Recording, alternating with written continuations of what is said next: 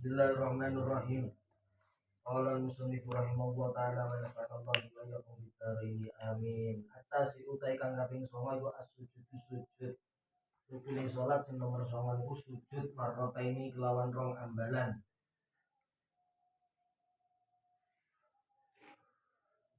Di kulli rakatin dalam saben-saben rakaat.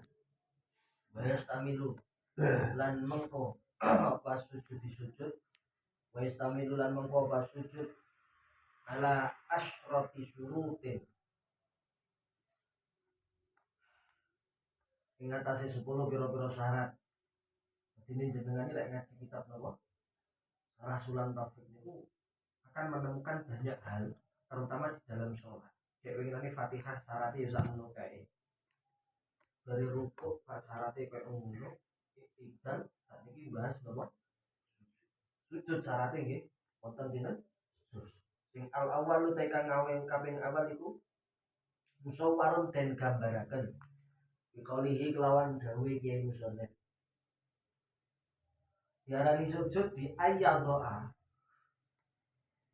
kelawan yen to nyelehaken sapa wong jabhatahu ing batuke wong ai bakdoha tegese setengah jab. Iki ana keterangan bakdoha. Jadi kok umpami kopiah ingeten sah ora? Betul. Hah? Gak sah. Kudu ketinggal. Kudu ketinggal. Ora. Kudu Buka. Pak. Allah Akbar. Mas Rizal? Nggih. Tak jangan mawar ya. Nggih, Nyai.